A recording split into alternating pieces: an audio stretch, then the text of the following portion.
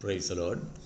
ഈ പ്രഭാതത്തിൽ ദൈവത്തിൻ്റെ വചനം ശ്രവിക്കുന്ന എല്ലാ ദൈവമക്കളെയും ക്രിസ്തുയേശുവിൻ്റെ ധന്യനാമത്തിൽ വന്ദനം ചെയ്യുന്നു. ദൈവം നമ്മുടെ ജീവിതത്തിൽ ചെയ്യുന്നതെല്ലാം അപ്രതീക്ഷിതമായ അവിചാരിതമായിട്ടുള്ള കാര്യങ്ങളാണ്.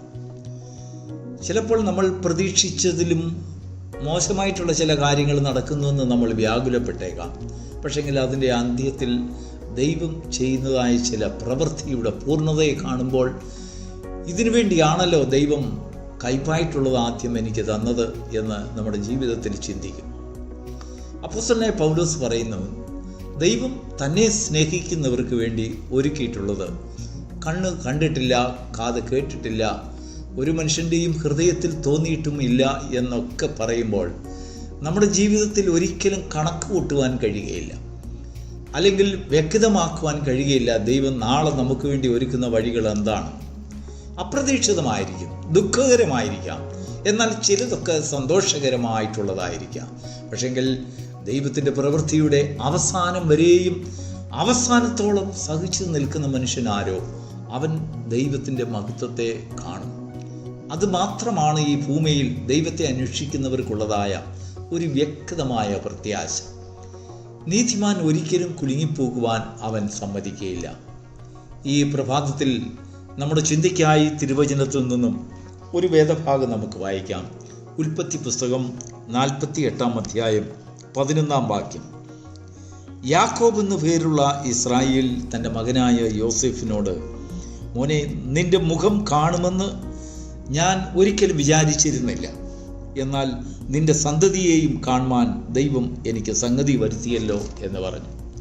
നമുക്കറിയാം യോസേഫിൻ്റെ ചരിത്രം. യോസേഫ് തൻ്റെ സഹോദരന്മാർ പീഡിപ്പിക്കപ്പെട്ട് പൊട്ടക്കണലിൽ എറിയപ്പെട്ട് അതിനുശേഷം ഇസ്മായില്യർക്ക്, അവർ വഴിപോക്കരായ ഇസ്മായില്യ കച്ചവടക്കാർക്ക് യോസേഫിനെ സ്വന്തം സഹോദരന്മാർ വിറ്റു. അതിനുശേഷം അപ്പനോട് വന്ന് പറഞ്ഞത്, അവനെ വന്യമൃഗങ്ങൾ കൊന്നുകളഞ്ഞു, അവൻ്റെ ഉടുപ്പ് മാത്രം, അങ്കി മാത്രം ഞങ്ങൾക്ക് കാട്ടിൽ നിന്ന് ലഭിച്ചു, അവൻ്റേതാണെന്ന് ഞങ്ങൾ കാണുന്നു. അങ്ങനെ പറഞ്ഞ് പിതാവിനെ കൊണ്ടുവന്ന് കാണിച്ച് അപ്പനോട് മകനെക്കുറിച്ചുള്ളതായ ആ ദുർവ്യാഖ്യാനം, കള്ളത്തരമായ കഥ അപ്പനെ പറഞ്ഞു വിശ്വസിപ്പിച്ചു. വാർദ്ധക്യത്തിൽ കണ്ണുനീരോടെ വർഷങ്ങൾ പലത് ചെലവഴിച്ചു. ഇന്ന് വരും ഈ എൻ്റെ മൂത്ത മക്കൾ പറയുന്നത് പോലെ ആയിരിക്കത്തില്ല. ഒരുപക്ഷെങ്കിൽ യോസേഫ് ജീവനോടെ ഉണ്ടാകും എന്ന് കരുതി ഇസ്രായേൽ അല്ലെങ്കിൽ യാക്കോബ് അനേക നാളുകൾ കാട്ടിലെല്ലാം ഒരുപക്ഷെങ്കിൽ അലഞ്ഞു കാണും. വ്യസനത്തോടെ, സങ്കടത്തോടെ താൻ തൻ്റെ സമയങ്ങളെ ചെലവഴിച്ചു കാണും.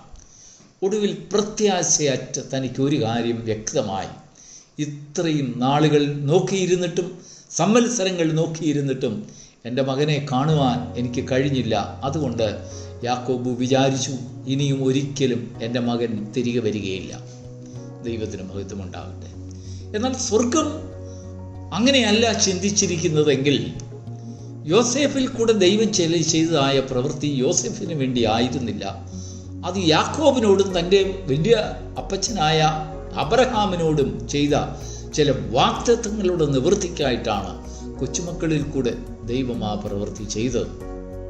ദൈവത്തിന് മഹത്വമുണ്ടാകട്ടെ.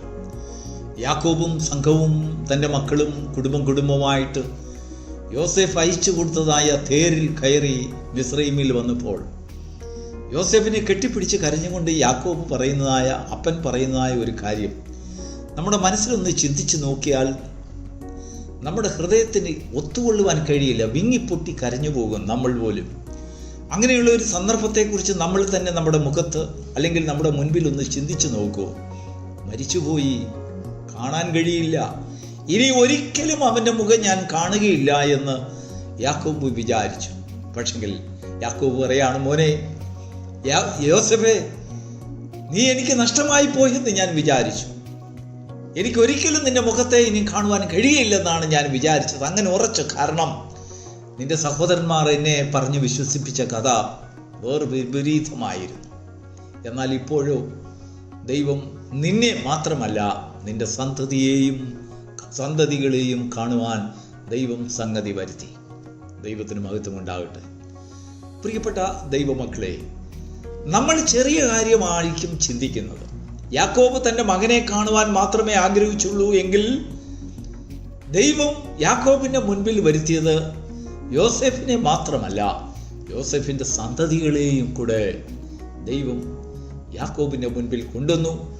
വാഗ്ദത്തം ചെയ്തവൻ വിശ്വസ്തനാണെന്ന് യോസേഫ് യാക്കോബും കണ്ട് മനസ്സിലാക്കുവാൻ തക്കവണ്ണം, ഭക്തന്മാർ കണ്ട് തലമുറകളായി വിശ്വസിക്കുവാൻ തക്കവണ്ണം ദൈവം അതിനൊക്കെയും സംഗതികൾ കൊണ്ടുവന്നു. അങ്ങനെയാണ് നമുക്ക് വേണ്ടിയും കർത്താവ് ചെയ്യുന്നത്. ഈ പ്രഭാതത്തിൽ ദൈവത്തിൻ്റെ വചനം പറയുന്നു, ദൈവത്തിൻ്റെ ആത്മാവ് നമുക്ക് തരുന്നതായ സന്ദേശം, നീ ചെറിയ കാര്യങ്ങൾ നിന്റെ മനസ്സിൽ ചിന്തിച്ച് കാണും. നിനക്ക് സന്തോഷകരമായ ചില കാര്യങ്ങൾ നിനക്ക് വേണ്ടി നീ ചിന്തിച്ച് കാണും. ദൈവമോ തൻ്റെ വാഗ്ദത്ത നിവൃത്തിക്ക് വേണ്ടി നിന്നിൽ കൂടെ ചില പദ്ധതികൾ ചിന്തിച്ചു, അതിൻ്റെ നിവൃത്തി നിന്റെ മുൻപിൽ കൊണ്ടുവന്നു. നിന്റെ കുടുംബത്തിൽ നീ ഒന്ന് കണ്ണു തുറന്ന് നോക്കൂ, നിന്റെ കുഞ്ഞുങ്ങളിലേക്ക് നോക്കൂ, നിന്റെ പ്രിയപ്പെട്ടവരിൽ നോക്കൂ, നിന്റെ സഹോദരങ്ങളിലേക്കും മാതാപിതാക്കളിലേക്കും കൂട്ട സഹോദരങ്ങളിലേക്കും ഒക്കെ ഒന്ന് നിന്റെ കണ്ണു തുറന്നൊന്ന് നോക്കൂ. ഇന്ന് നീ കാണുന്നതായ മഹത്വകരമായ സന്തോഷകരമായ, നീ അനുഭവിക്കുന്നതായ സന്തോഷകരമായ പാതകൾ ഒരുപക്ഷെങ്കിൽ ഒരു കാലത്ത് നീ അനുഭവിക്കുകയില്ല, കാണുകയില്ല, നിനക്കത് അർഹിക്കപ്പെട്ടതല്ല എന്ന് ചിന്തിക്കുമാറ് അനേക അനർത്ഥങ്ങൾ നിന്റെ ജീവിതത്തിൽ നിന്റെ മുൻപിൽ കൂടെ കടന്നുപോയി. കേവലം തലനാരിഴയ്ക്ക് തന്നെ രക്ഷപ്പെട്ടതായ ചില സന്ദർഭങ്ങൾ നിനക്കുണ്ട്, ചില ചരിത്രങ്ങൾ നിനക്കുണ്ട്, ചില അനുഭവങ്ങൾ നിനക്കുണ്ട്. ചിലതിൽ നിന്നൊക്കെയും ദൈവം നിന്നെ വഴുതി മാറ്റി, തെന്നി മാറ്റി ചില പൂർത്തീകരണത്തിനു വേണ്ടി ദൈവത്തിൻ്റെ അനുഗ്രഹവും ദൈവത്തിൻ്റെ കരുതലും കാവലും നിന്നെ കാണിക്കുന്നതിന് വേണ്ടി നിന്നെ വിളിച്ചവൻ വിശ്വസ്തനെന്ന് നിന്നെ എഴുതി കാണിക്കുവാൻ, പറഞ്ഞു കാണിക്കുവാൻ, ചെയ്ത് കാണിക്കുവാൻ നിന്റെ മുൻപിൽ കൊണ്ടുവരുമാറാക്കിയത് ദൈവമാണ്. പലപ്പോഴും ദൈവത്തെ നീ അവിശ്വസിച്ചിട്ടുണ്ട്. എൻ്റെ ദൈവം എന്നെ എന്തുകൊണ്ടാണ് എന്നോട് ഇങ്ങനെ ചെയ്തതെന്നൊക്കെ കണ്ണു തുറന്ന് നോക്കൂ. നീ കാണുന്ന അനുഗ്രഹങ്ങളൊന്നും നീ ഉണ്ടാക്കിയിട്ടുള്ളതല്ല, നീ സൃഷ്ടിച്ചിട്ടുള്ളതല്ല, നീ നിന്നതല്ല, നിന്നെ നിർത്തിയതാണ്. എന്തിനു വേണ്ടി? ദൈവത്തിൻ്റെ പ്രവൃത്തികളെ കാണുവാൻ ദൈവം നിന്നെ നിർത്തി. യാക്കോബിന് 130 വയസ്സ് വരെ ദൈവം മിസ്രയീമിൽ വരുന്നിടം വരെയും പല അനർത്ഥങ്ങളിൽ താൻ പെട്ടുവെങ്കിലും അവിടെയൊക്കെയും സംഹരിച്ച് കളയാതെ തന്നെ അവിടെയൊക്കെ ജീവനോടൊക്കെ വെച്ചത് യാക്കോബ് രക്ഷപ്പെട്ടു വന്നല്ല, ദൈവം രക്ഷപ്പെടുത്തിയതാ. യാക്കോബ് നിലനിന്നതല്ല, ദൈവം നിലനിർത്തിയതാ. യാക്കോബ് അനേകം പ്രാവശ്യം ഈ ഭൂമിയിൽ നിന്ന് മാറ്റപ്പെടുവാൻ, ശത്രുക്കളുടെ കയ്യിൽ പെട്ടുപോകുവാൻ, തൻ്റെ സഹോദരങ്ങളാൽ കൊല ചെയ്യപ്പെടുവാൻ ഒക്കെ അനുകൂലമായ പല സാഹചര്യങ്ങളും അവൻ്റെ മുൻപിൽ വന്നു ചേർന്നതാണെങ്കിലും അല്പത്തിനല്ലെങ്കിൽ സ്വൽപ്പത്തിന് ദൈവം അതിൽ നിന്നൊക്കെയും വഴുതി മാറ്റി ദൈവത്തിൻ്റെ പ്രവൃത്തികളുടെ പൂർണ്ണതയെ കാണുവാൻ യാക്കോബിനെ നിലനിർത്തി. യാക്കോബ് യോസേഫിനോട് പറയാണ്, മോനെ, ഞാൻ വളരെയധികം കണ്ണുനീരൊഴുക്കി. എൻ്റെ ജീവിതത്തിൽ ഇങ്ങനെ ഒരു ഭാഗ്യം ഉണ്ടാകുമെന്ന് ഞാൻ വിചാരിച്ചതല്ല. പക്ഷെങ്കിൽ നിന്നെയും നിന്റെ സന്തതികളെയും കാണുവാൻ ദൈവം എനിക്ക് സാധ്യത കൊണ്ടുവന്നു.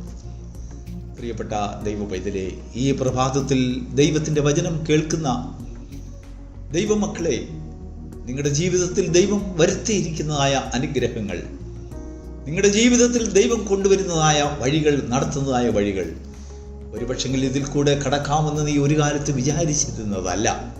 വേറൊരു മുഖമാണ് നീ ചിന്തിച്ചിരുന്നത്, വേറൊരു ദിശയിൽ കൂടെയാണ് നീ സഞ്ചരിച്ചു കൊണ്ടിരുന്നത്. പക്ഷെങ്കിൽ ദൈവമോ തൻ്റെ ഇഷ്ടത്തിലുള്ളതായ ദിശയിൽ കൂടെ, വഴിയിൽ കൂടെ നിന്നെ സഞ്ചരിക്കേണ്ടതിൻ്റെ ഗതി മാറ്റി, നിന്റെ അഭിപ്രായങ്ങളെ മാറ്റി, നിന്റെ ഇച്ഛകളെ മാറ്റി, നിന്റെ തീരുമാനങ്ങളെ മാറ്റി, നിനക്ക് ഓരോ വിധമായിട്ടുള്ള നിനക്ക് അനുകൂലമായി വന്ന പല പാതകളിലും ദൈവം പ്രതികൂലങ്ങളെ സൃഷ്ടിച്ചും കൊണ്ട് തൻ്റെ വഴികളിലേക്ക് കൊണ്ടുവന്നത് ദൈവത്തിൻ്റെ മഹത്വത്തെ കാണാനാണ്.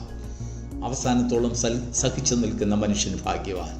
ഈ പ്രഭാതത്തിൽ കുറിവാക്യമായി നാം വായിച്ചതായ വേദഭാഗം ഒന്നുകൂടെ നമുക്ക് വായിക്കാം. ഉൽപ്പത്തി പുസ്തകം 48 അധ്യായം 11 വാക്യം.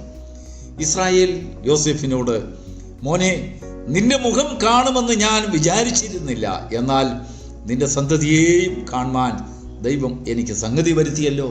ദൈവത്തിൻ്റെ നാമം മഹത്വപ്പെടുമാറാകട്ടെ.